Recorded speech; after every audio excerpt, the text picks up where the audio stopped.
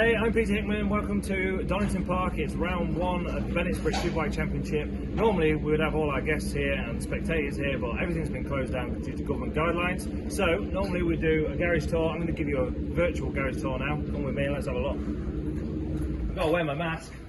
Whenever we're inside, we've got to wear a mask, but this is where all the tyres are. So this is all Alex Olsen's tyres on this side of the garage. These are all mine on my side of the garage. We've got 5 fronts, 5 rears. There's another couple as well. There are some in the bikes and there's some on racks. We go through tyres.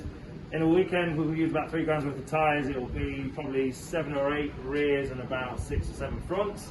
And obviously we use slick tyres which look like this with no tread on them whatsoever. When it's dry and when it's raining, we'll use the groove tyres such as them.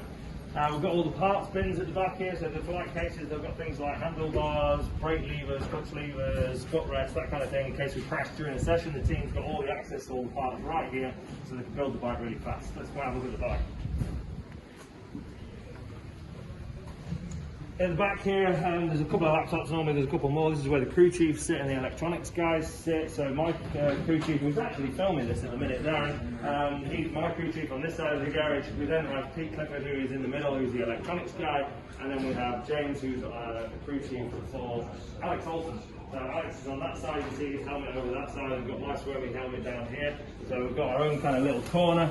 A nice little heater or dryer for the helmets. We can put our spare helmets and whatever we need up there, gloves and things like that as well.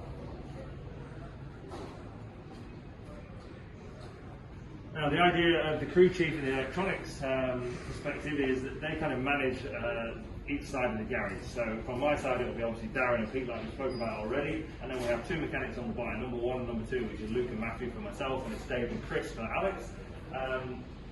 The crew chief and the electronics guy, along with myself, decide on what happens during the weekend and what kind of plan we're going to make, and whether we're going to make changes to the bike or not, and what type of changes.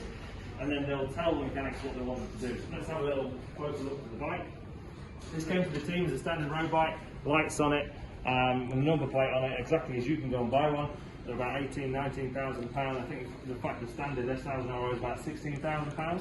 With everything that's been changed, such as forks, brakes, wheels, engines, gearboxes, swing arms, linkages, the fuel tank's even different, the electronic system's completely different as well. You're looking at about £100,000 for the bike. You just look at the fairings just there. It's pretty much completely customizable to whatever we want it to be. We can change lots and lots of different things on it. Even the shocks just here, like this gold thing, this shock just there, that's about £6,000. The front forks are 10,000, so you can see where the money goes. Just even on the suspension alone, it costs the same as what the standard bike does.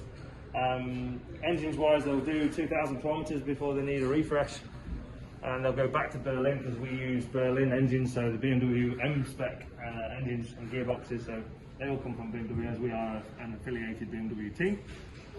The bike's really customizable, like I said, but there's no traction control, there's no anti-wheelie control, there's no launch control. It's all rider input and the small amount of electronics that we can do. On these, they have a split throttle, so we can actually run them almost like a 500, which makes our job as a rider a little bit easier and allows us to have a little bit more grip.